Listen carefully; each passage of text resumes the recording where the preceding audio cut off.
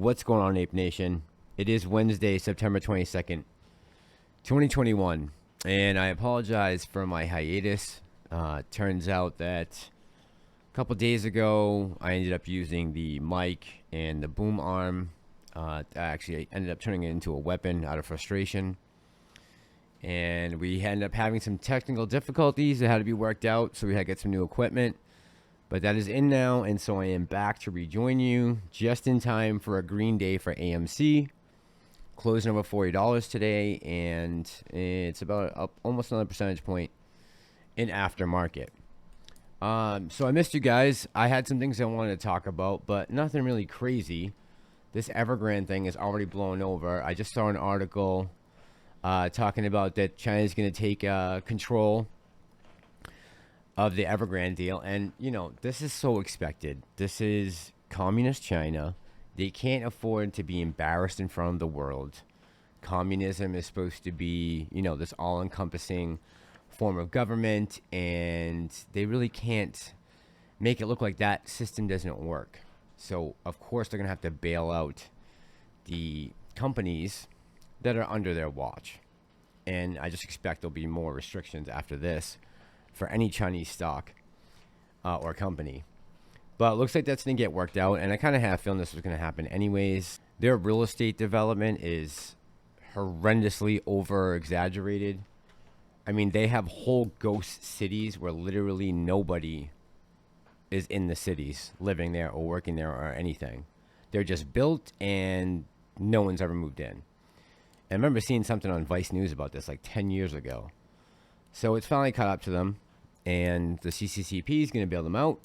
But what I do want to tell you about what happened here with Evergrande is we are facing a very similar thing happening right here in our own backyard.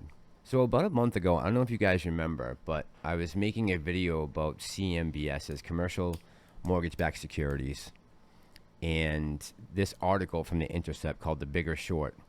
Wall Street's cooked books fueled the financial crisis in 2008. It's happening again. And basically, this article is talking about the 2008 crash. The mortgages were homeowners, right? They were junk loans given out to people who did not qualify for them.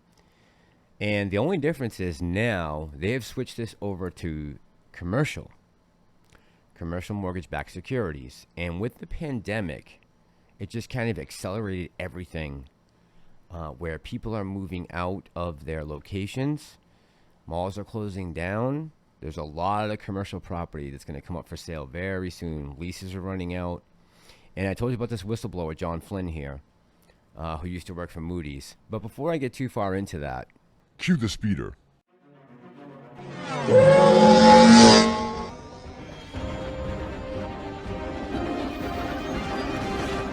And you just said that on camera. This going viral. guys, thank you so much for crushing it and getting me to 1,000 subscribers. If I haven't earned your subscription yet, this is the way.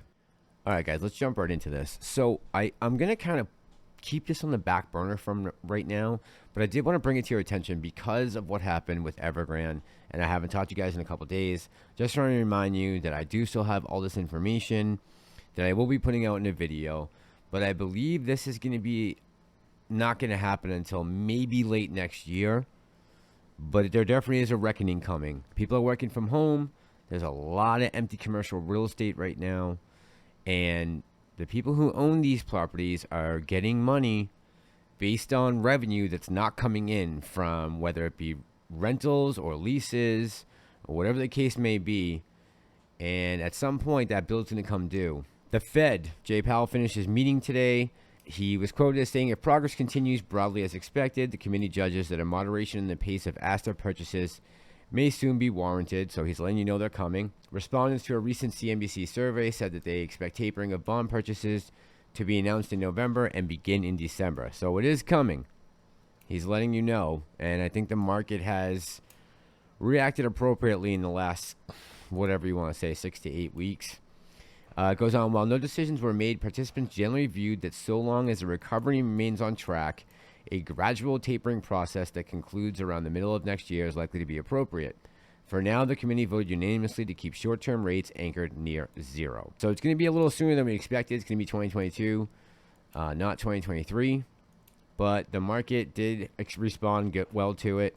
AMC as well as the SPY ended in the green today.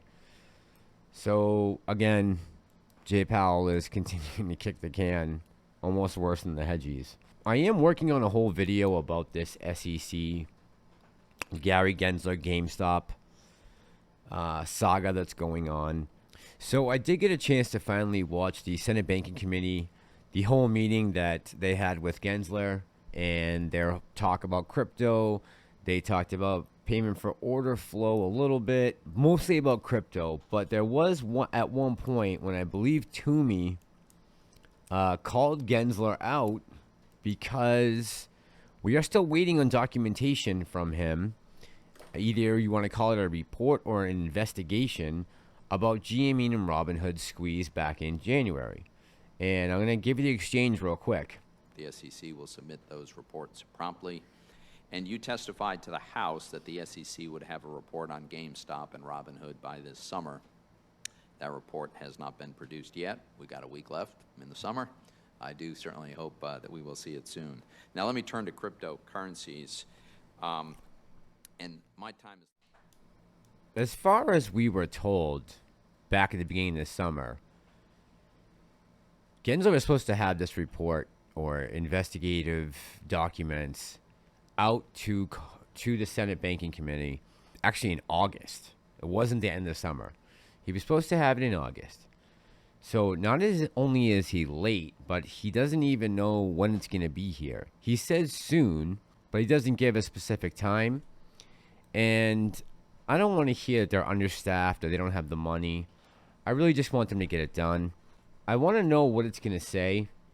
I did go back and take a look at GameStop's 10Q that they filed with the SEC.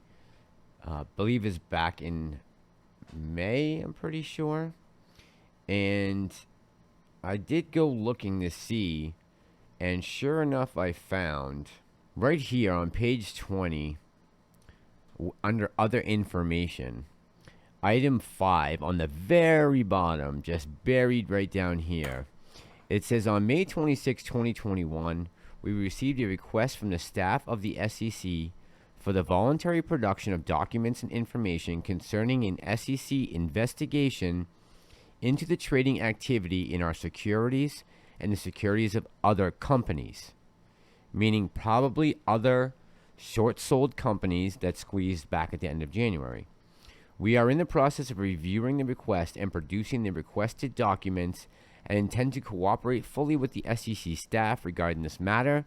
This inquiry is not expected to adversely impact us. So I take from that there are other companies besides GameStop, which could include AMC, that they're gathering or they have already gathered paperwork from. And this, according to this here, this says investigation, not report, into the trading activity in our securities and securities of other companies. Now, I'm not expecting much from Gary Gensler. And, you know, I hate to be negative about this investigation that they're going to come out with, but I have a feeling that it's going to be a whole lot of nothing. I hope I'm wrong on that. I hope that Gary Gensler is going to take the hammer to them, but I just don't see it happening. I don't see that being the case. I would love to be pleasantly surprised, and that would be great if we are. I don't know that how much he really cares about fixing retail right now, but I think that's a video for another day.